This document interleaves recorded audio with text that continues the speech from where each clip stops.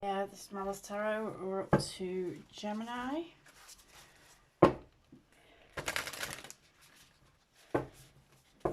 Just some quick end of the month messages for Gemini. I'm taking one card from the two oracles. End of September for Gemini. I'm not taking all of them.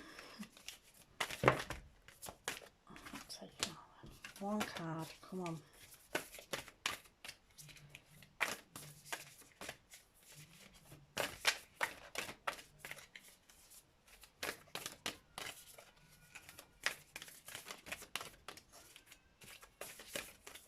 I really need to find a new way to shuffle this deck because it's that big I can't get my hands around it properly.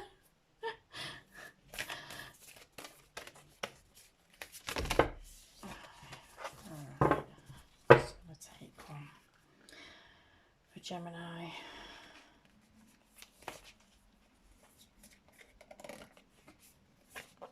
We've got prey, stalked, invaded and watched. It's 31, but it's down to a 4.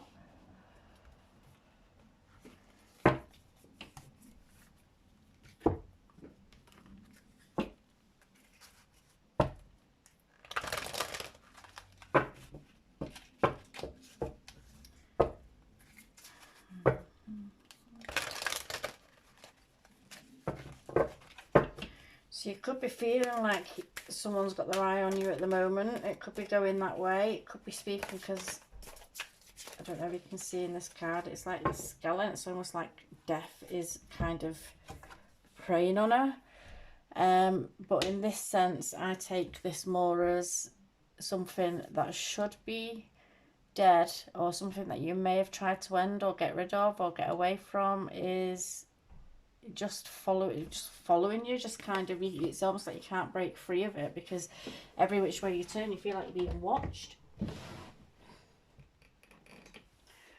So this could be speaking about a relationship, but this could also be speaking in terms of jobs. See, I'm not setting the scene with saying it's a love or it's this or it's that with these readings. So this could actually be speaking about anything, but in job terms it could be speaking about maybe someone in work has got it out for you and they're just watching your every move, or you know, anything like that it could be speaking about. But it could also be speaking about like a relationship that's ended and someone's following you, and it might not even be someone you know. It might just be somebody who likes you or has their eye on you that is just a bit much and just kind of invading your privacy, invading your life a bit much, or just, you know, like, I think everybody's probably had it at some point, you know, where someone just randomly kind of tries to connect with you through social media, and then they're just messaging you all of the time, and it's like, God, you're just thinking to yourself, give me a minute, you can't breathe. I mean, I've had it before a while ago now though, and I've literally had to mute my messengers and stuff like that, because I'll be just getting random messages all day and all night. So it could be something like that. They could be watching you. They could be watching your social media.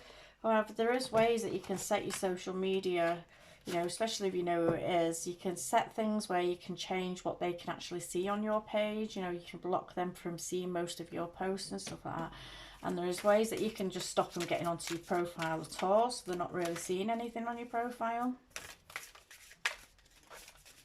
But this also could be vice versa. This could be you doing this to somebody else. You know, it can work out whichever way it works out, or however it feels.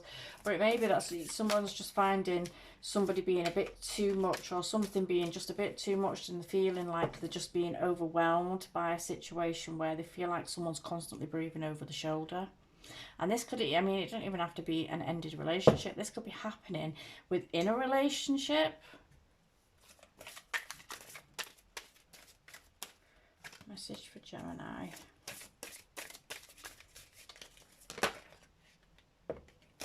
So we've got Sewer Mermaid. This card always makes me laugh. It's actually got quite a good meaning in the book. Sewer Mermaid, your sensuality is beautiful.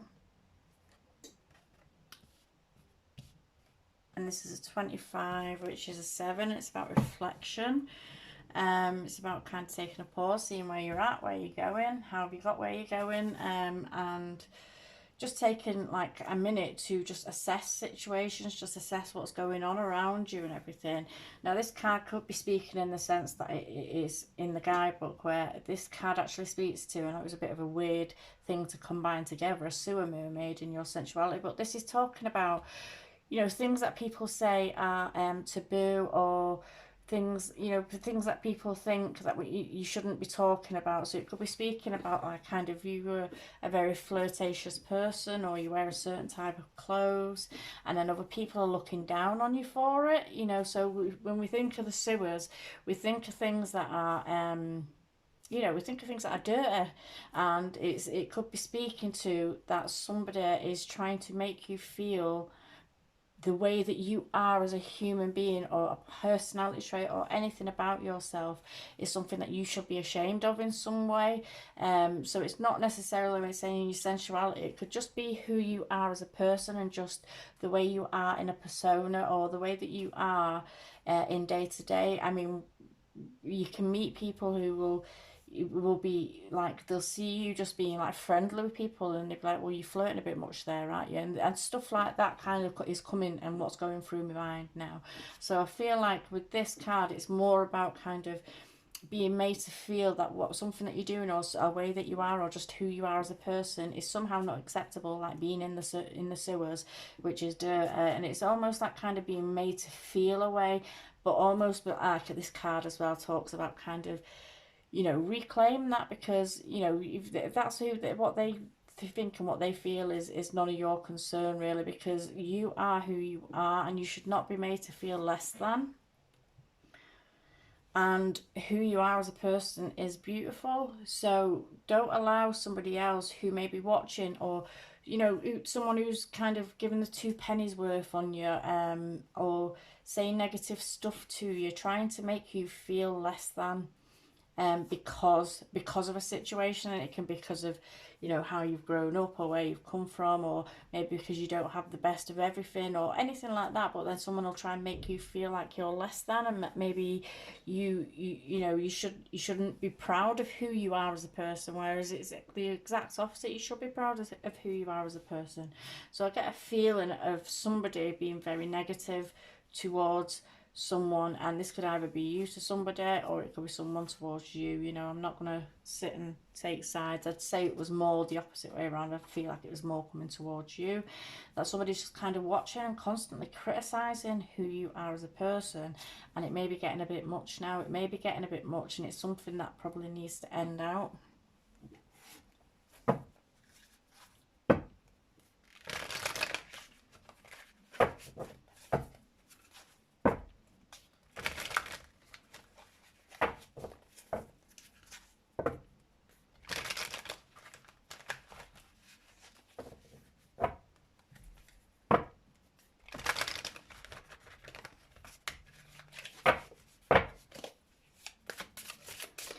Get some cards for Gemini for the end of September, please.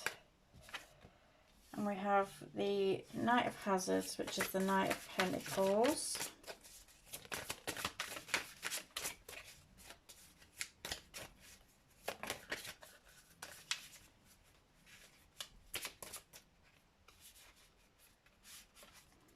We have the Three of Wands.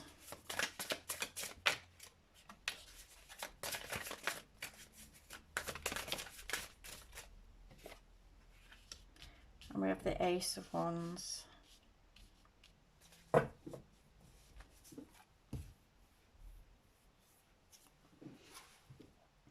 So the Knight of Hazards is the Knight of Pentacles, and this is someone that's quite slow moving. But it usually speaks to someone that's quite well to do, someone that's got a bit of money behind them. Usually, if it was a person, it could be speaking to someone that's got a bit of money behind them. Someone that's could be a bit flash, but they're very reserved, and it's almost like the energy of the Knight of Pentacles. If this could be somebody that's watching you, because I'm getting with the prey thing, this could be somebody that's watching you that's decided that you're the one for them, and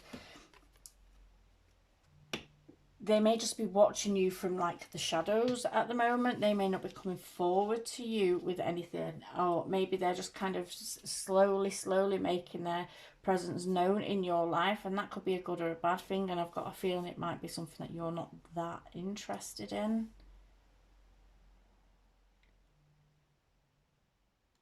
I've got a feeling it's something that's just, it's something that's not wanted, something that's not wanted, because the Knight of Pentacles, we speak about him as very slow moving, slow to come in, slow moving, and all that. But when they do come in, they kind of commit to something, and I'm getting really bad vibes of like it's almost like someone that's kind of been watching, or even if they're with you already, is someone that kind of, something started out quite slow with, and then it's like they decide that this is it for me, and they focus intently on it to make it theirs. You know, that's the Knight of Pentacles, and that's the kind of energy that I'm feeling with this, is that maybe someone's got their eye on you, or maybe you're with someone, or you've been in a situation and you've removed yourself from the situation, but this person has already decided that you're theirs, and they're watching you, even if you're together or even if you're not. They may be watching you intently all of the time to see what you're up to, what you're doing, who you're talking to, and stuff like that. And it may be someone that just is watching and watching everything that goes on, because we speak of the Knight of Pentacles as someone who watches and they study everything. They study everything to make sure that they go forward, like kind of with all the facts and all the information of something. So they may well be studying you and watching you and kind of debating on everything that you do and everything that you say, and just picking apart things that you do and you say, and maybe feeling, I feel like with the Sewer Mermaid, if you were with this person may be making you feel a bit out of sorts, because they're like, well, this is not, you know, there could be someone that's saying to you, well, you know, this is not how it is when you're with me. And that's the kind of feeling that I'm getting. It's almost like someone who's decided who and what you should be, and that's how you're going to be. That's the feeling that I'm getting from this reading. With the Three of Wands, this is speaking to kind of putting action into something. However, in this deck, we see it's like kind of working together, delegating, working together, and putting something to action, and achieving something. But in this deck, it's almost like you've got these three women sat in here who are sat in here having a party or whatever they're doing, and then you've got all these zombies down here that are trying to break the door down. They're working together to break the door down to get in, to get these women. Pretty creepy, really. But yeah, no, again, with the vibes that I'm getting, they may have other people kind of helping them out. So if this is someone that kind of watches and stalks and stuff like that, they may be involving other people into something to kind of keep checks on you or keep eyes on you. And that could even be, you know, if you're with someone and you've had kids and then you split up, and it's like, and they see the kids, and then quizzing the kids about like what's going on, where you've been, what you've been doing, and stuff like that. So it could be something like that, but it's almost like a sense of involving other people. The card of Three of Wands usually speaks about delegating, so it's putting, it's kind of having a plan and deciding on the plan that you're going to put in action, but then having other people doing the running around for you, and that's the kind of feeling I'm getting from that also.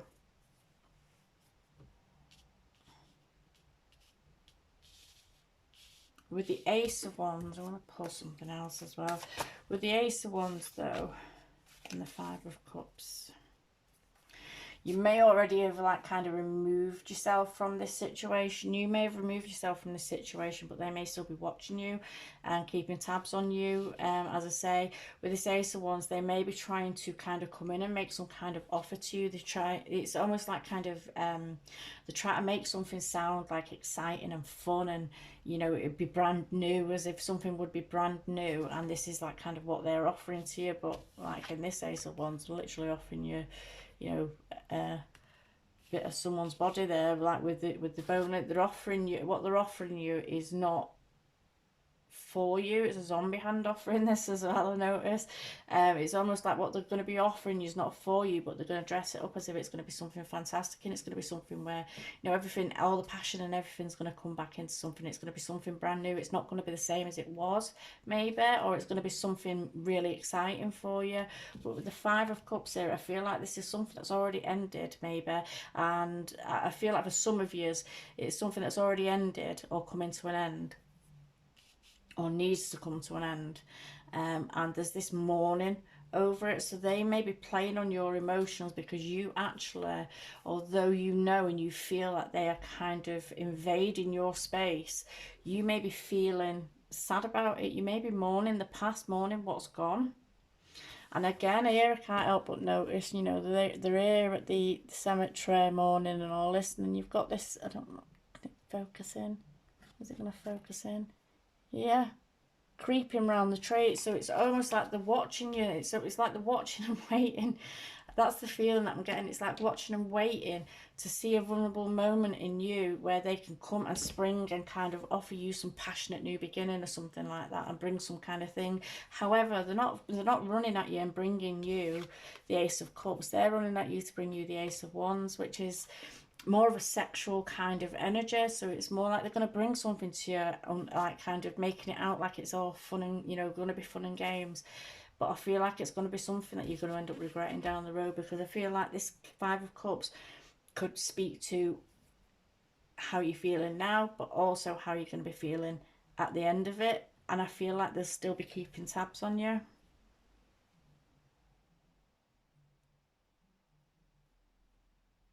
I feel like they wait until they see you. This could be someone that's waiting to see you in a vulnerable moment before they step in. Before they step in and try and make offers to you or come forward to you with some kind of offer. And they may be waiting to see you at a very vulnerable state to do this. But all the while they could be watching. This is a very weird read.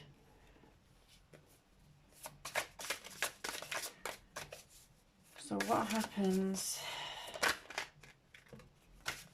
if we move on? So if you move on, we've got the Fool. So if you move on from this, you're going to be going in a new direction. Your life will kind of take a new direction. But, you know, you've got to give yourself a chance to, yeah, mourn the past, mourn it, mourn what's gone. But realise that there's two cups still standing, like usually in the Standard Tarot, there's two cups still standing. And it's realising that we've got to stop mourning the past and what's gone and turn and go after this Two of Cups. This Two of Cups would be our perfect kind of union card.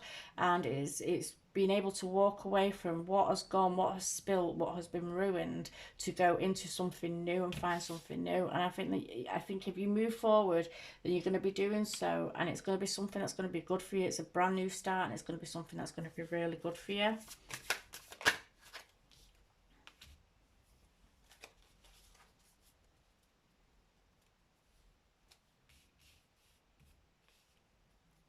But the Chariot here, though, this is about breaking bounds. This is a card about breaking bounds. So if you were to move forward, I feel like you would do so, and you would be in the Fool energy. It's going to be like kind of following your path to turn away from something, and you'd be following your path. But the Chariot here as well, this is about breaking the bounds. This is about breaking out the boundaries, and usually on the card, it's about breaking out the city limits.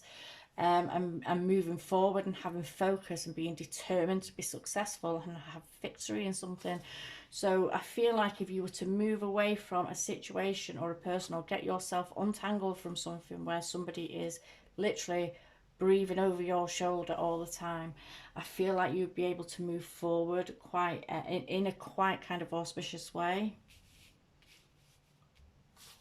And you would do so because you're going to come to a point where you're going to be getting focused and being determined to move beyond it. But you may just have to get over this mourning period, and you may have to let yourself mourn, because a lot of people will get into this mourning period, and then somebody will come back and they're like, oh yeah, and they jump back into it even though they know this something is absolute crap. They'll jump back into it because there's still a bit of emotions there. So you have to sit and let the emotions ride out.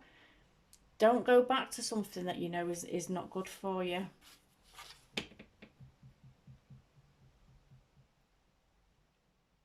But I feel if you choose to move on from it, you're going to be successful in what you choose to move, when you choose to move on from it. So it's up to you. You know, we all have our own free will. We all make our own choices as what we want to do. But there's this feeling, it's a very oppressive feeling that runs through all this, and it's not nice, it's not pleasant, and that may have been how it was before as well, if you were already with this person. So what makes you think it's going to be different this time?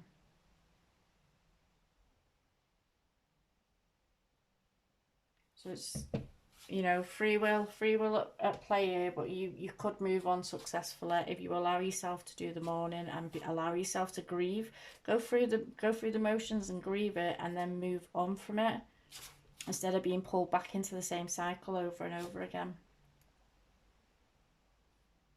So I want to leave that one there. Okay.